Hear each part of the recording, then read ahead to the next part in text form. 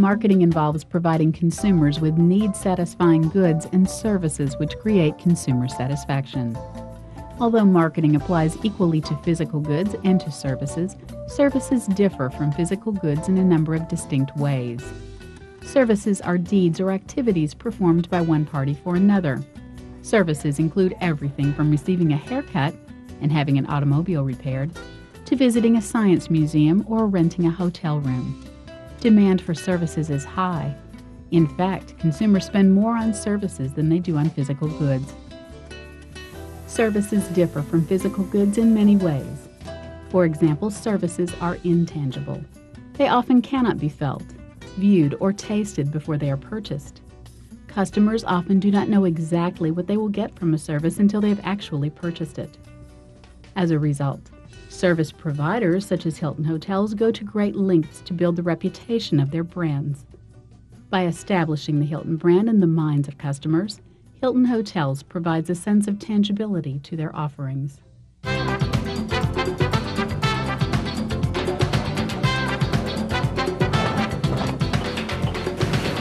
Anywhere in the world, sophisticated travelers know exactly what to expect when they walk in the door of a Hilton hotel. That's because Hilton's management has made a science out of marketing its brand. Hilton hotels have a distinctive style, a reliable product for customers who come back often. To market any brand, you have to start with what the needs of the customer are, what they want, what they see as perceived value, what they are willing to pay for that, and does it make sense to take that particular product or initiative to market? We did a great deal of market research. We did a lot of internal research. We did a survey of what we call survey of business origin by geographical location. So we knew in every hotel exactly where our people came from. 35% of Hilton's business is still company conventions and group tours. Another 30% is individual business travelers. Vacation, resort, and leisure travelers make up most of the balance, along with such regular guests as airline crew. For them, the Hilton brand is a known product. That means they can rely on the quality of the room, the food, the service, and the location. At the end of a long day of driving, road-weary travelers may choose Hilton over the other hotels simply because of the reputation of the brand. We're marketing a place where you're going to be greeted friendly, by a friendly doorman, by a friendly room clerk. Your room is going to be clean, it's going to be current, it's going to have all of the technological developments that people are looking for today and have in their homes today, where you're going to get a good quality room at a fair price. The Hilton brand implies a certain level of quality and service that travelers expect every time they visit. A guest has a pre-expectation of a stay at a Hilton hotel. You know, the brand's strong, it stands for durability, it stands for quality, prestige, etc. And we need to meet the guest expectation. If we meet the guest expectation every time, we would be, without question, the #1 hotel company consistently in the world. The efforts of the California Science Center is another good example of a service provider that achieves tangibility in the minds of customers by building an image.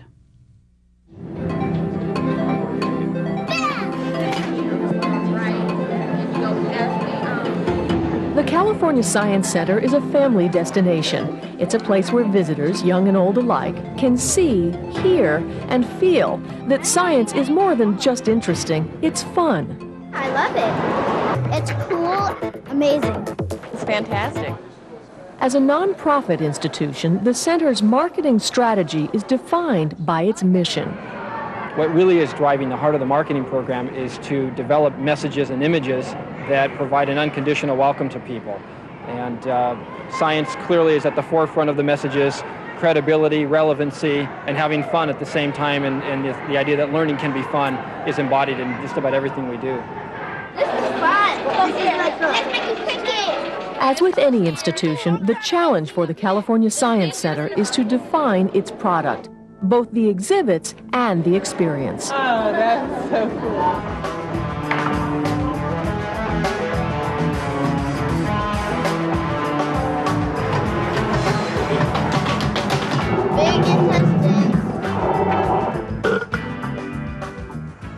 It's a rich experience for the families visiting the Science Center. That's a little insect. And Abhi says clarity of vision is the bedrock of his marketing strategy.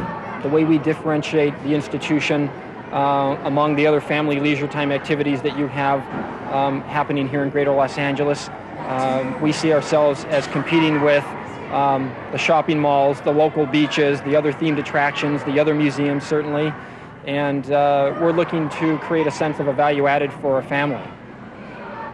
Families being our primary audience, we feel that we've positioned the institution in a way that families can leave the experience feeling that they've had a good time, they've had an tremendous high level of value for their time and their investment here. Black bear.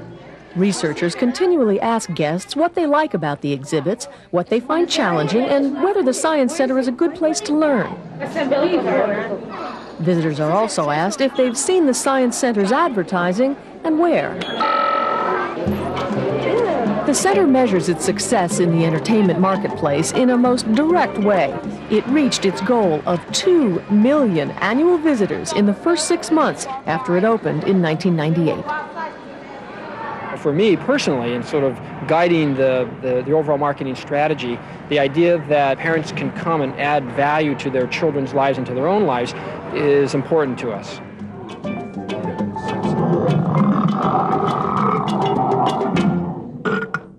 Another difference between services and physical goods is inseparability. Unlike physical goods, services often cannot be separated from the producer. Instead, they have to be produced in the presence of the customer. Let's look at an example. If you wanted to purchase a new VCR, you would probably visit electronic stores in your area. It is unlikely you would have any contact with the manufacturer. In fact, the product was most likely manufactured in the Far East, shipped to the U.S., and ultimately distributed to your neighborhood store from a warehouse. In contrast, if you were to purchase dental services, you would need to physically visit the dentist who provides the service. You couldn't just visit your neighborhood store to purchase a carton of dental services which had been manufactured elsewhere. This quality of inseparability means that service providers are usually in direct contact with customers. They cannot be located in a manufacturing facility hundreds or thousands of miles away. As a result, it is imperative that service providers achieve excellent customer service. A worker in a Philips VCR factory can be in a bad mood and customers will never know. But a rude dentist can drive customers away. Excellent customer service is essential in restaurants.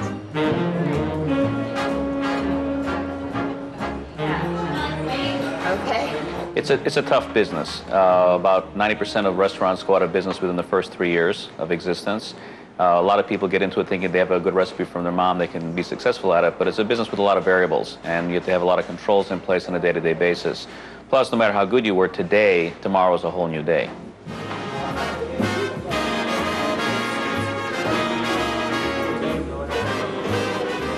Louise's Trattoria has survived against those daunting odds since 1984, expanding from a small pizzeria to a chain of 16 Italian-style restaurants in the Los Angeles area, including Beverly Hills and other upscale venues. Louise's has survived by positioning its restaurants in the moderate price range. But it's not as simple as just tracking the cost of inventory and labor.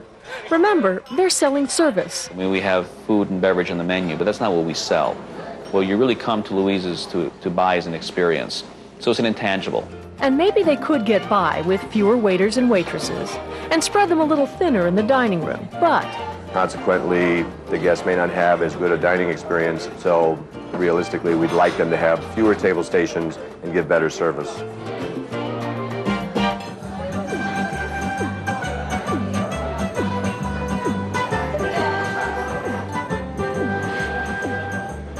We would like to introduce all of you to our new team member, Catherine. She just started today. We spent a tremendous amount of money training everybody from dishwashers up to our general managers in the restaurant. And we don't do more than a single batch at a time. White wine class? as executive chef, Jeffrey Slatica creates all the recipes and generally oversees food preparation and dining room operations for Louise's Trattoria restaurants. Training for servers and chefs can last anywhere from 1 to 5 or 6 weeks. Just put it there you go. Quick learner. What that does is that it gives you time to bring them into your culture, bring them into who you are about. Regional Manager Michael Doherty sets up the training guidelines for the serving staff. We will train 6-7 days.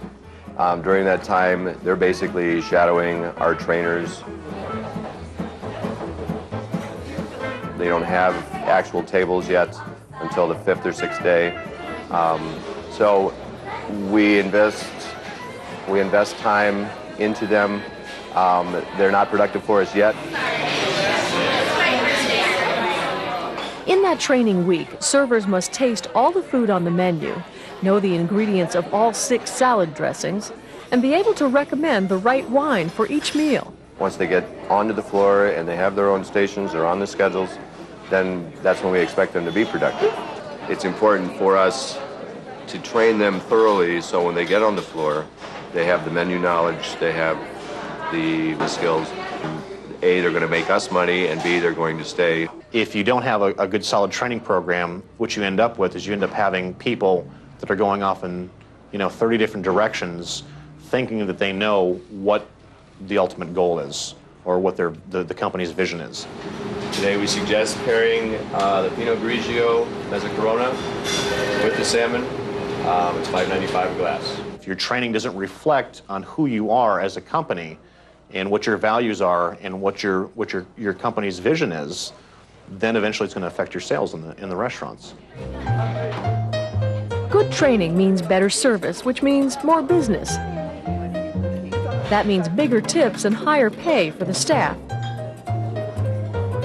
The worst thing that can happen in the restaurant business is turnover. And turnover, in many instances, can be very high and at the same time very costly. We invest a lot of time and money into our people to train them, and we want them to stay with us for a long period of time. Training is a big investment, but the payoff is the customers who come back time and again. Not only for the food, but also because good service creates a pleasant atmosphere and a consistently warm experience.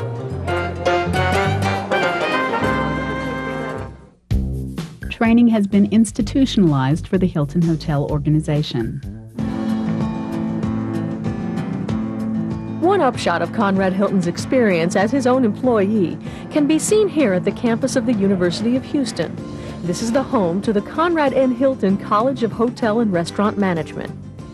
Since 1969, this is where many of Hilton's past, present, and future managers have learned the Hilton brand of attitude, learned it from the bottom up, learned it in the laundry room, the kitchen, the dining room. Advanced students work at an actual Hilton hotel that is part of the college. Combined with the classroom, a typical Bachelor of Science curriculum at Hilton College includes not only the service part of the hotel industry, but also training in law, pricing, and costs. But the college also provides continuing education for Hilton employees already on the job. We have sales training classes, we have food and beverage training classes that we put on ourselves for our various team members around the country to keep their skills sharp, keep them up to speed. We spend a lot of time on fine-tuning our skills, including senior management. We also go to school and participate in classes and be exposed to new thinking, new learning all the time. And if, in the spirit of Conrad Hilton, tomorrow's managers take a turn as a desk clerk, a waiter, or a hostess to get a feel for what the customer wants, they will also have the benefit of modern research technology to help them deliver a consistently high level of service to that customer. A final point of difference between services and physical products is that most services are perishable. They cannot be stored. Therefore, it is more difficult to balance supply and demand. An auto mechanic, for instance, cannot perform repair services in advance, so they will be readily available during peak demand. Similarly, an auto mechanic cannot save up extra work hours during slack times to be used during peak demand times. Another example would be hotel rooms. Hotel rooms which may be empty or unsold tonight cannot be saved to be used tomorrow. Basically, an empty hotel room, if it's not filled on any given night, it's lost forever. You can never replace an occupied room in the future. If you don't fill it that day, that night, that room is gone forever. And not only is the room gone forever, but also all the food and beverage that comes with that room, the telephone calls and the valet laundry and the parking and all the other services that guests use in the hotel. Similarly, unsold seats on an airplane cannot be saved for use at a later date. As a result, airlines price their services in an attempt to minimize the number of empty seats. You have to pay for your planes and for all of your ground staff and reservation personnel and pilots, regardless of how many people are actually flying in the plane. This is why maximizing the percentage of the seats that are filled is very important to any airline. Because the variable cost associated with carrying an extra passenger on the plane is minimal. About all it amounts to is the extra costs for handling the reservation, a meal or a snack, cleaning up the seat after the flight is over, and the little bit more fuel needed to carry the extra passenger.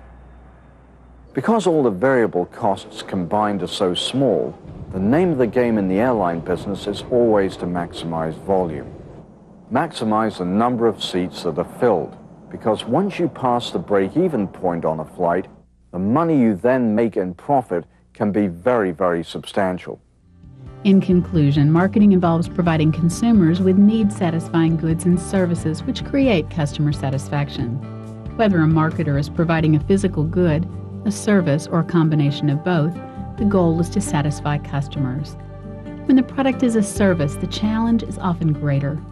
The qualities of intangibility, inseparability, and perishability each add to the complexity involved in marketing services. By solving these problems effectively and efficiently, service providers can sell products capable of creating customer satisfaction and making a profit for the service provider.